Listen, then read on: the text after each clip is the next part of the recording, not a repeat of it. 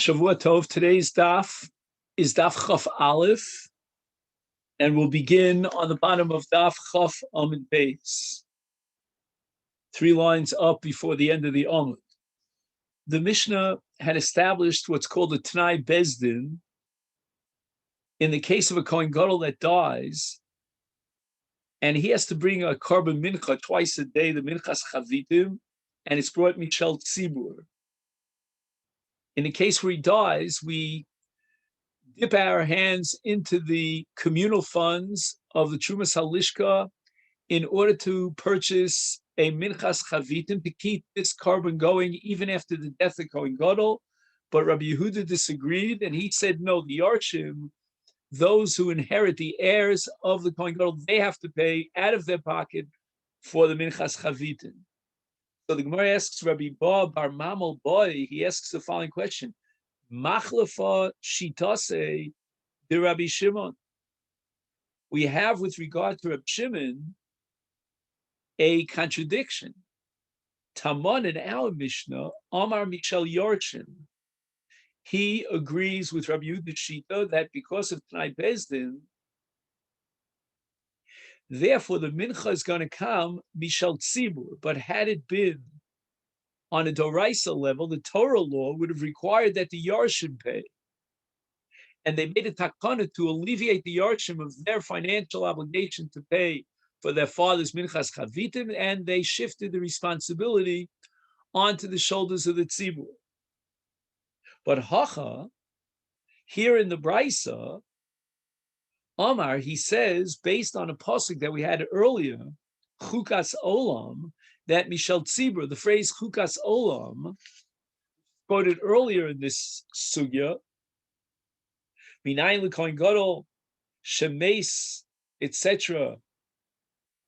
And Rabbi Shimon says, Eino Boil Mishel Tzibur, Shenemar, because of the pasuk Chok Olam, Misha Bris Krusalo. So what is it? On the one hand, the Brisa quotes Rabbi Shimon is saying that we derive from a pasuk in Chumash a chiyuv doraisa that's incumbent upon the tzibur to pay for the minchas chavitim.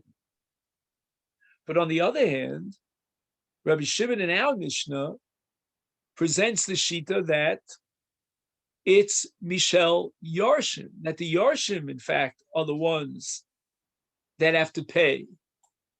And although the takana was that T'nai Bezdin, the tzibur would pay in place of the Yarshim to support this enterprise of minchas chavitim, nevertheless, on a doraisa level, it seems that Rabbi Shimon maintains the position that the main primary chiyuv is incumbent upon the Yarshim.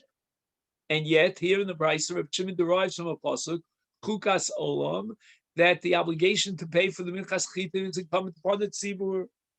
Rabbi Chia, and now we turn to Daf Chaf Aleph, which is the Daf for today. Barba v'lo yoz hu maksha. Is this not a very good kasha? In other words, I agree with this question, the question of Rabbi Bar Mamel.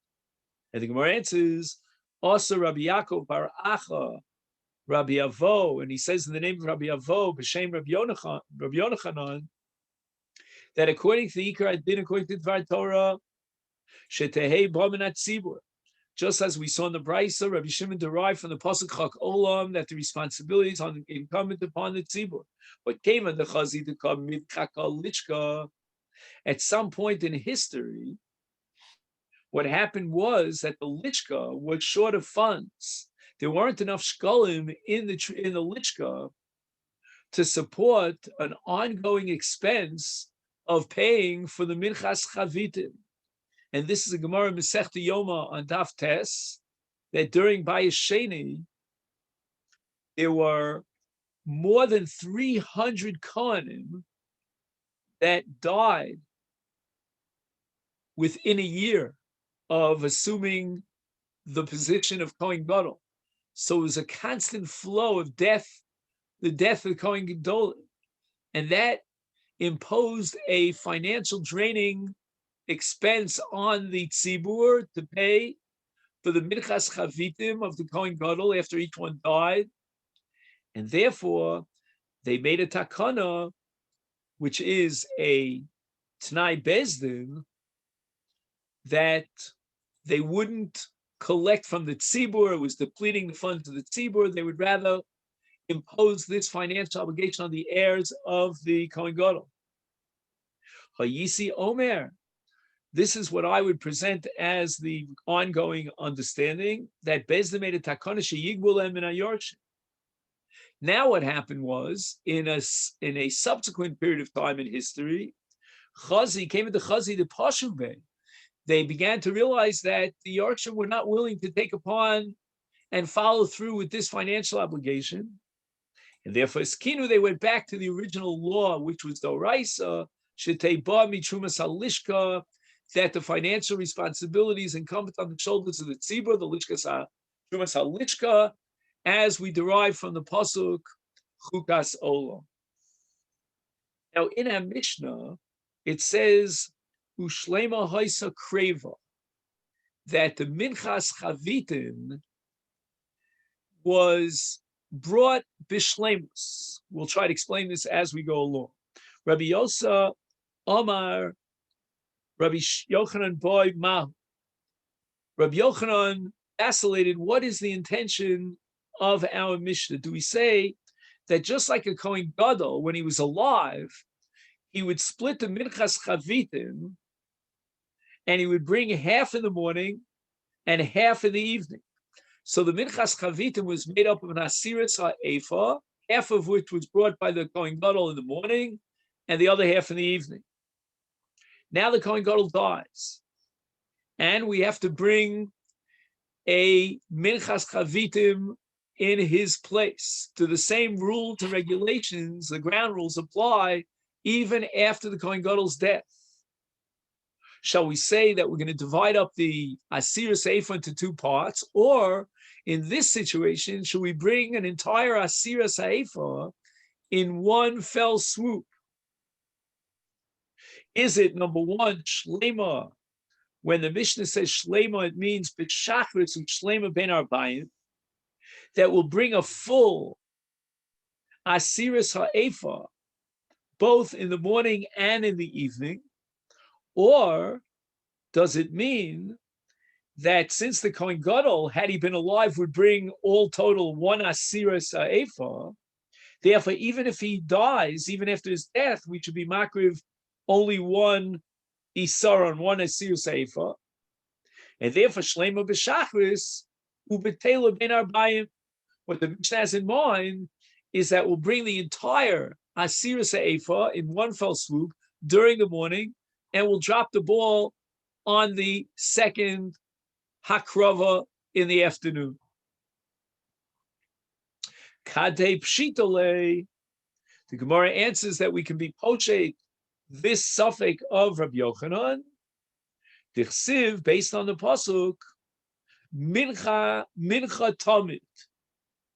The pasuk in Vayikra Perek Vav says with regard to the Asiris HaEfa, the Minchas Chavitim that's brought daily by the Kohen Gadol, and it says Machtzisa ba'boker, Machtzisa ba'erev, but it says Mincha Tamid. And what that means is, says the Gemara, that this Mincha has to be Tamid. It can never be batel. It always has to be continuous, both ba'boker u ba'erev, because the next part of the pasuk says boker u ba'erev. So too, even after the mincha that is brought following the death of the Kohen Gadol, it's not going to be batel b'boker u'berev. We're not going to bring the entire mincha once during the morning, and that will suffice. We need to bring it shlema b'boker and shlema b'erev.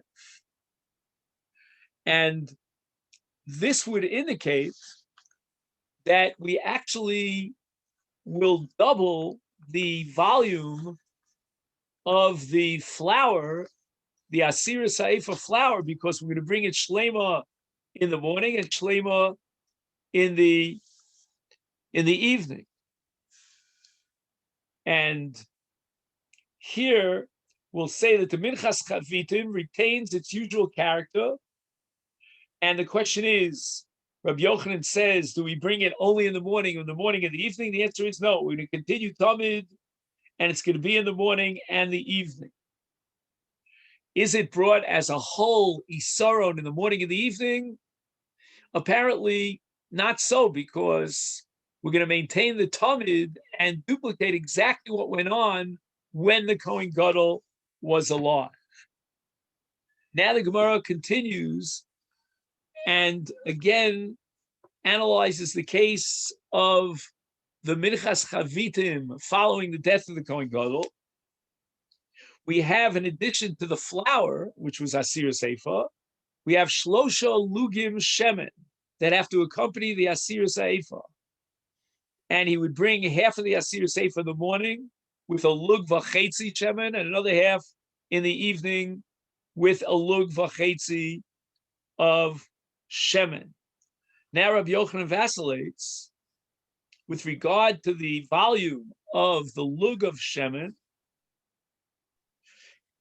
He says, Shlosha Lugim Mohen.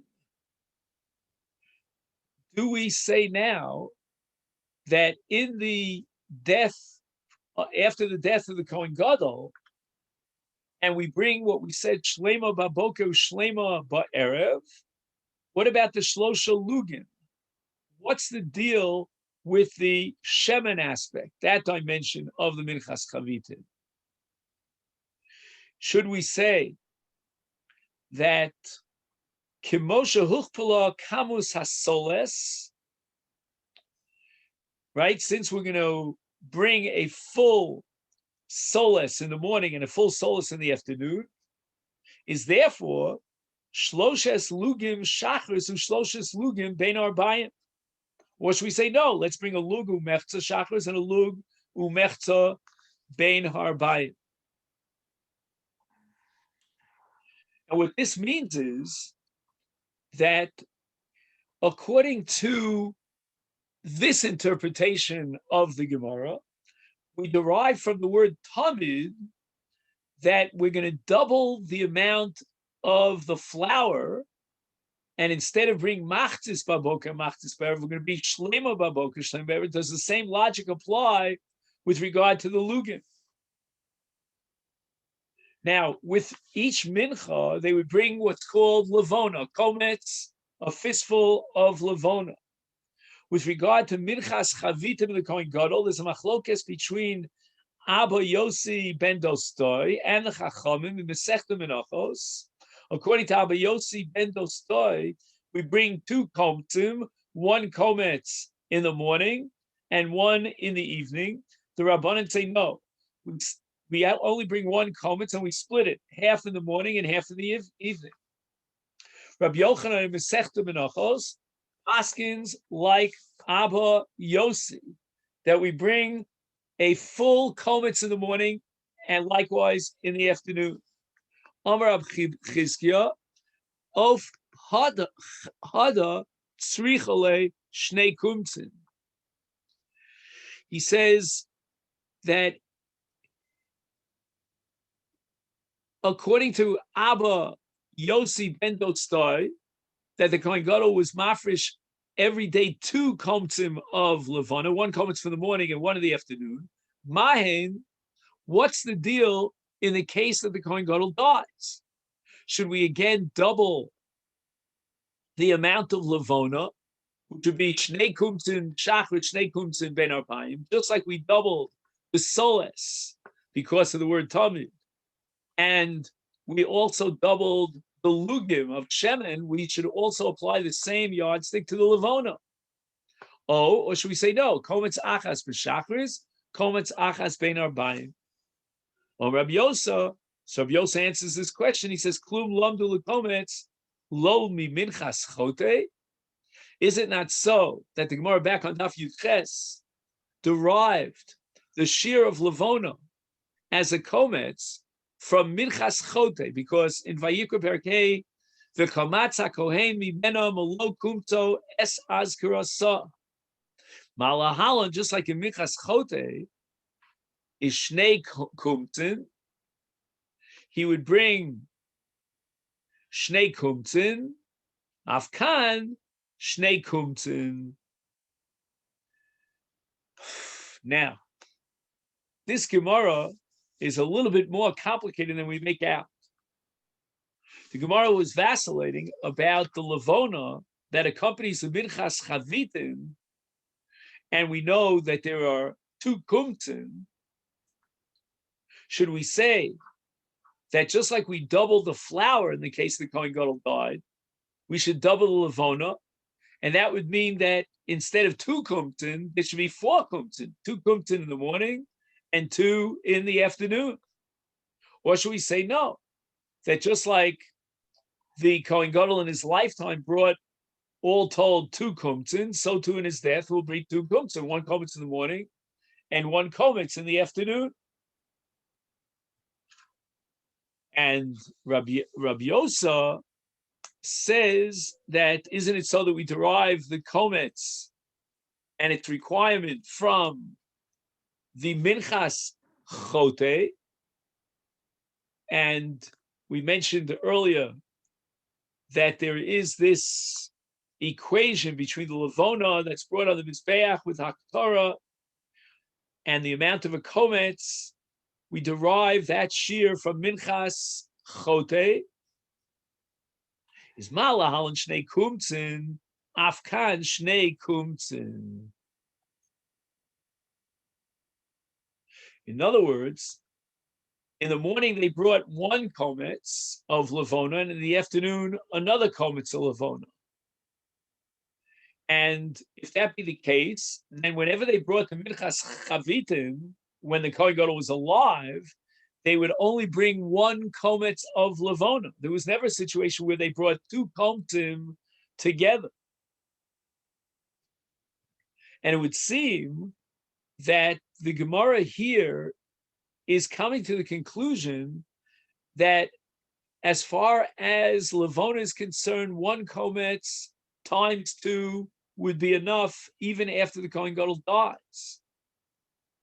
However, there's a super commentary on the Yerushalmi, the Karbona Eda, and he understands that the Gemara's assumption is that just like in the case of a mincha, where we bring multiple isarons in terms of the flour, and we bring a lug of shemen to accompany the flour for each isaron. So the Gemara's conclusion is that just like the amount of the levona is doubled in the case of a double mincha, so too in our case, where the minchas chavitim is doubled, we should double the amount of levona. That means we should have two komtzim in the morning and two in the afternoon, which is the exact opposite of the way we interpret the Gemara. But that's the interpretation of the Korban Eder.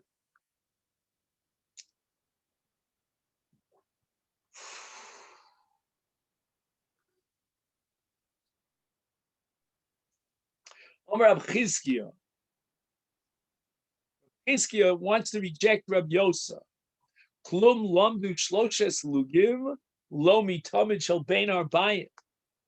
The din, the requirement of shloshes lugim, which the Kohen Gadol brings to accompany his minchas chavitim, is derived from the tamid. The tamid shel bein arbayim was accompanied by a mincha. And the pasuk says mincha tamid, which we saw earlier, and this mincha has the same status as a tamid. That's the hekesh here of minchas tamid. Ma'alahalan, just like in the case of tamid, shloshes lugim. The Torah says in Bamidbar Chavches, in Parshas Pinchas, Basiris ha'efa soles lemincha, blula b'shemen kasis revius ahin. A hin is equal to 12 lugim, and therefore revius ahin is shloshes lugim. And this is what we derive as far as the Korban Tamid is concerned. And now we have an equation between the Minchas Kohen Gadol, the Minchas Chavitim, and the Minchas Tamid Shel Ben Arbayim. And therefore we need Shlosha Lugim. And for Afkan, here too, the Minchas Chavitim, it has to be accompanied by Shloshes Lugim. Now, according to the logic of Rabbi Yosa, we should have said that Dayo Levam and Adin, Leos Kinodum. And therefore there's no room to double the volume of shemen. And that's not so, because Rabbi Yochanan vacillated back and forth. Umat Hamon, what is this luge shemen? Tzrichale. We still need to vacillate, to have this suffix of Rabbi Yochanan, to suggest that there should be a total of 6 lugim, meaning shlosha lugim ba'boker, ushlosha lugim ba'eret. Afkan, just like in the case of shemen, we doubled the amount of shemen. Here too, in the case of Levona, tzrichale, we have a tzad to say that he should be bringing shnei komtzim ba'boker, shnei komtzim ba'eret. And the Gemara doesn't come to any conclusion. The Mishnah says that in the case of a para, shlo yeh molim ba'ofra, that in the afer of the para aduma there's no itza me'ilu. Rabbi Shmuel bar Nachman b'shem Rabbi Yonasan b'din hayoshem yimalu ba. According to the strict law on a doraisa level, it should be me'ilah in the afer para, because the Torah calls para aduma chatas. And just like there's me'ilah and chatas, you can't use it for your own purposes, so too there's me'ilah in para aduma veheim, but the Rabbanan made it a takana, v'gazru, and they determined and established lo yimalu ba, that there would be no me'ilah. And these are 2 periods of time. At one period of time, the Doraisa Halacha, which equated Paraduma with Chatos, meant that there was Me'ilah. And at some later period of time, the Takana was made that there would be no Me'ilah. The Rabbanan alleviated the din of Me'ilah. And the Gemara asks the following question: Vatani, but we learned in a brisa with regard to Paradum, it says Chatos he, and we darshan Chatos Malamed Shemol and Ba. That just like there's Me'ilah in a Chatos, so too there's Me'ilah in Paraduma. Of course, Paraduma it's called a Chatos. Ba Molim Vein Molim be Ephra. However, Ba, since the Torah added the word Ba, and it says, I'm sorry, that the Brisa added the word Ba, that Chatos he, Chatos Malam Shemolim Ba, implying that as far as the Afer is concerned, after the Paradum is burnt, and the ashes are not subject to the law of Me'ilah. And yet, we learned in our Mishnah that this was a separate Takonis Chachamim, that there should be no alleviating Me'ilah. On Rabbi Abo, Barishona Hayu Mishtakshashin Ba. In other words, at some point in history, they started being mizalzel in the Efer Aparv, and Nosal Gabi Makoseyem. It had a therapeutic element to it, so they started using it for a refu on a makkah. And they relied on the fact that there's no Me'ilah in Efer Para. And the Rabbanon wanted to make a gzera to make sure that that wouldn't happen. V'gazu sheyimalu ba. They instituted Me'ilah. Again, according to the strict letter of the law on a Deraisa level, there is no Me'ilah in Efer Para. Because once it's Efer, it changes its status and it's no longer subject to the equation to Chatos. But then, what they realized was that people started being mezalzel in the Efer Para, and they would use it for all sorts of purposes of their own. It had medicinal value. So they made a gzera that midrabanan this should be me'ilah on Efer Para. However, kevan she nigdaru, once they accomplished their goal, and as a result of this gzera of me'ilah, people started to become very careful about the Efer Para Duma. And now we got to a situation, because they were so careful, that caused a takala. Because in a case of someone who became tameh, and the question was whether he would receive the hazah from the paraduma. They were choshesh that maybe there was me'ilah. So as a result, in certain cases, people refuse to accept the Efer Para. Now, why would they refuse to accept the Efer Para? Tame is supposed to be purified through the Efer Para. But in a case of Safek Tuma, that's how the Rash Soleo learns this Gemara.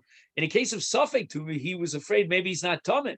And on the side that he's not Tame, if he uses the Efer Para for no purification purposes, because maybe he's really not Tame, then he's over the Yisur Me'ilah. So Gazru Shelo Yimalu Ba. In other words, they brought the law back to the original Torah law that there is no Me'ilah in the Efer of Parah. The Mishnah says, Ve'alakinim hapsulos shiuboyin mishel tzibur. That in the case of a kan tzibur, if there's a psul, then we replenish that psul and we replace those birds by taking money from the Trumas HaLishka. Rabbi Yossi Omer, however, the Mishnah records a dissenting view of Rabbi Yossi, and he says, "Hamasapek es hakinim hu masapek es hapsulos," that the vendor who sold the kinim to Hegdesh, he's responsible in a case where the birds became possible, to replace them out of his own pocket. And the Gemara now quotes a statement that we had back on Daf Yutes that explains the case of a Safek Kinum. And in a case of a Safek Kinum, the Gemara says back on Daf Yutes that Mos and Nimtzu, if you find Mos in the area between the Kine Gozle Ola and the kinim themselves, then mechtal mechza, if it's equally distant between the kinim and the gozle ola, yiplu the gozle ola. And the Gemara there on Daf Yutes had raised the question that if there's a tzad of mechtal mechza, to say that the mos might have possibly come from that shofar, that receptacle of kinim, then heim nitnu al yidei isha shechafetzos kap v'chatasu ba'ola. Those monies, if they were contributed by a woman who was the Yoledes, and she needs from this kan tzipor to get both a chatas and an ola, now you're going to take the monies and you're going to earmark them for gozle olos. And then she's not going to have a kapara. She won't be able to achieve her tara, her purification, because she desperately needs a chatas to accompany the ola. How can we allow her to eat kachin? Rabbi Yitzchak tonight bezdenu hamasapek es hakinim umasapek es hapsulos b'es ha'ovdos. There was a Tanai Bezdin that was instituted that the one who supplies the kinim, he's going to have to replace any of the birds that became puzzle, or even of those that became lost. Hadron Alecha Perek, Moshe Nimtzu. Now we begin the last Perek in Masechet Shekalim, the 8th Perek. Now, in the last Mishnah, in the 7th Perek, we studied the case of Mos that were found, or Behemoth that was found, whether it was in the Migdash or in Yerushalayim, we don't know where it came from. So our Mishnah here is going to go on and discuss other cases where there's a suffix in terms of Tuma Vitara. Now the rok, the spit of a Zav or a Zava, is an Ava Tuma, which means it's Mitame Oda V'Kelim. The Pasuk says in Vayikra Tesvav, V'chi arok hazav batahar, v'chi beis b'gadav rachatz b'mayim v'toyer al ha'aret. Chachamim went a step further, and they established that even Nochrim, non-Jews, have the din of Zavim, and therefore the rok, the spittle of a non-Jewish Zav, is also Tameh. And if we find rok outside of Yerushalayim, we don't know where it came from, and somebody came in contact with that rok, then he's considered nogea, and he's tameh. What about rok in Yerushalayim itself? Kol rokim, says the Mishnah, and in Yerushalayim tahorim. In other words, the goyim didn't go so frequently into Yerushalayim. Most of the people in Yerushalayim were Jews, and therefore, if they came into Yerushalayim to eat their kodshim or to bring karbanos, then the premise that we operate with is that not zovim, because if any of them were contracting tumah, they would have surely waited till they were purified in order to enter into Yerushalayim. So therefore, any rok that we find Yerushalayim, A, we can assume it came from a Jew, and B, we can assume it came from a Jew who was tar. Chutz mi shel shuk elyon. There was a higher marketplace on the outskirts of Yerushalayim, and there were many goyim that were selling whatever they were selling there. We'll see donkey's meat, whatever they were selling there, and the rok therefore is tamei divrei Rabbi Meir. Rabbi Yossi Omer, he disagrees, and he holds that even in Yerushalayim we have to worry about a Jew who is a zav, but that's only b'shar yemos hashana. But what does it mean b'shar yemos hashana? These are the local residents of Yerushalayim, some of whom were Tmeim. I don't know if most of them were Tmeim, but a sizable percentage of the Jews were Tmeim. And therefore, during the entire course of the year, as opposed to Shasa Regel, when the pilgrims came to Aliyah Regel and they were going into the Beis HaMikdash, they were mitayr themselves. So most of the people in Yerushalayim during the Regel period were Tahorim. But during the course of the year, not during the Regel, there were a sizable number of Tmeim in Yerushalayim. Now, what happens is that the Tmeim, during the course of the year, would walk down the middle of the road. And the Tahorim, in order not to contaminate themselves, would walk on the sides of the road. And therefore, Rabbi Yossi says, Ba'emtza, that if you find rok in the middle of the road during the entire course of the year, except for the regolim, Tmeim, and Batstadim Tahorim. The Tahorim were in the miut, the Tmeim, who were in the majority, they walked down the middle of the road, and it was the responsibility of the Tahorim to be marchik themselves from the Tmeim, and they went to the Stadim, to the side sections of the boulevard. So if you find a rok on the side sections, which were used by the Tahorim, then you could assume that the rok is tar. But if you went down the middle, that's where the Tmeim walked, and therefore the rok is tamei. But b'shas regel, it's just the reverse, because during the regel time, the Tmeim were in the minority, and in order that they shouldn't convey tumah to the Tahorim, they would go on the tzaddim, and they would yell out, "We are Tmeim," so that the Tahorim would walk down the middle. And therefore, be'emtza Tahorim, if we find rok in the middle of the road, it's Tahorim, but shebetzadim Tmeim nishamiyut mistalkim litzdadim. Who's ever in the minority will go over to the side. So during the course of the year, the Tahorim are in the minority, they go on the side, and any rok you find down the middle of the road is tamei. But during the regular period, it's just the exact opposite. When we say that amiyut mistalkim litzdadim, it means that the Tmeim, in deference and respect for the Tahorim, they would go on the side roads.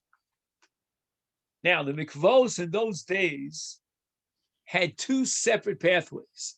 There was a pathway that led to the mikvah, and on the other side, there's a pathway that led you out of the mikvah.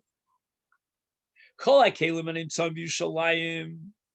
What happens if you find a kli, a utensil in Yerushalayim? As a general rule, outside of Yerushalayim, we assume a cheskes tuma. We're always afraid that the keli was in contact with an avatuma, and an avatuma is matame kelim, and therefore we treat the keli as tamei. But in Yerushalayim, we assume that all the kelim are tahorim, unless we find them on the way down to the mikvah. Is therefore derech yerido lebeis hatvila. If you find them on the road that leads down to the mikvah, on the way to the mikvah, tmeim, because this is the exception to the rule this is the rare case where we assume, even in Yerushalayim, that these kalim were tmeim and they were being taken to the mikveh, and he lost them, or he put them on the side and forgot to take them on his way down to the mikveh, and therefore they're becheskas tumah. But derech aliyah, if he finds the same kind of utensils on the road leading out of the mikveh, then tahorim. And the reason for that, says Rabbi Meir, is shalok yiridasan aliyasan. On the way down, it's becheskes tami, but on the way up, we assume that he had already taken his kelim into the mikveh, he was mitayr the kelim, and he left it somewhere on the path. And this is, according to Rabbi Meir, the exception to the rule that stam kelim in Yerushalayim are tahorim. Rabbi Yossi disagrees. Omer kulam tahorim. They never instituted a suffix tumah on kelim in Yerushalayim, chutz, with the exception of those kelim that are needed for burying the dead. For example, sal, magrefa, maritza. The Gemara is going to have a whole discussion what maritza means. And all the above are miuchadim likvaros. They are used by the Chevra Kadisha to bury the dead. And if we assume that those kelim, they have a cheskas tumah, are tmeim. However, even Rabbi Yossi agrees that on certain days of the year, or the calendar year, and certain kelim are b'cheskes tar. Sakin shenimtzeis bar basar shochet ba miyad. If you find a knife that could be used for shchita, okay, as opposed to a kofis, which we'll see in a minute, then on the 14th of Nisan, we have every reason to assume that these were taken to the mikveh and they were tar, because these knives are being used to shech the korban pesach if you find them on the 14th of Nisan. But b'shlosh asar, if on the other hand you find a knife on the 13th, then shonu matbil, he has to take the knife to the mikveh, he has to assume it is tameh. And why is that? Because on the 13th, if he left his sakin, there's no reason to assume that already at that early stage he was matbil the sakin. He would have delayed until the 14th. He wouldn't have rushed the job to the 13th. And therefore you're required to be kofit. Kofitz, on the other hand, which is a very large knife that's used to cut bones and would not be used in the shechita of a korban pesach, because the Torah says, etzem lo sizberu bo, you're not allowed to break a bone. It's bozeh b'zeh. In any case, not only in the case where he found it on the 13th, but even in the case where he found it on the 14th, is shonu matbil. Why? Because since he doesn't use this kofitz for the purpose of the korban pesach, there was no rush, and he didn't take it to the mikvah, and it still has a cheskas tameh. The Mishnah continues, chal arbas or lios b'Shabbos. If, on the other hand, the 14th of Nisan was on a Shabbos, then shochit ba miyat. Then he can assume it has a cheskas tara. Now, what does this mean? After all, a kofitz, which is the subject of this Mishnah here at this point, is not used for shchitas haPesach because etzem lo sijberu bo. So why doesn't he have to be matbil? So he says here, in the name of the Talmud of the Rashbash, that lamrochi tachen shabaylim hoylem sakin kidei lishchot v'loya kofetz miyuad ki im lishbar ba'at somos vayom ein bo shviras etzem Shabbos mikom kam yosef baylim tzricha b'sakofetz b'yom chamishasar sha'achar Shabbos bevadai kvar edbilu es hakofetz b'erev Shabbos. basically, there's halacha here that is in the background of this Mishnah of ein madbilin esakelim b'Shabbos. And now he's on the 14th of Nisan, and it's Shabbos. And he may need this kofitz tomorrow on Sunday on the 15th of Nisan. And therefore, since he cannot be makbil on Shabbos, therefore he was makdim, and he was makbil on Erev Shabbos. Let me just read to you this note over here. It says, well, first of all, he points out that a basket, a shovel, and a hammer are designated for use in the graveyard. The question is, what is a hammer doing in a graveyard? And there's a very strange Rambam here that maybe the bones didn't fit. I know it's a whole business here. In any event, talking about a sakin, so chal arbas or lios b'Shabbos, and he finds a kofitz on Yud Gimel, right? Because Yud Dalet is Shabbos, is shochet ba miyad. He says the following. Now, here we have to introduce a concept called Tuma Hutra B'Tzibur. And that means the following, that if he finds a kofitz, we said that whether it's Yud Gimel B'Nisan or Yud Dalet B'Nisan, he has to be matbil.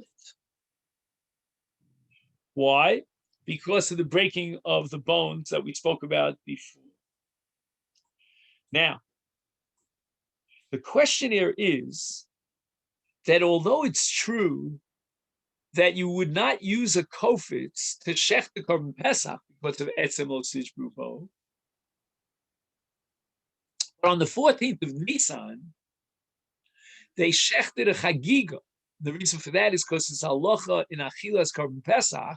You remember from Masechet Psachim of alas sova, and if there's not enough meat given a large group of the chabura, then in order to make sure that they ate more meat, they shechted a korban chagiga. Now in the chagiga, there's no isur of etzem lo sishbru bo.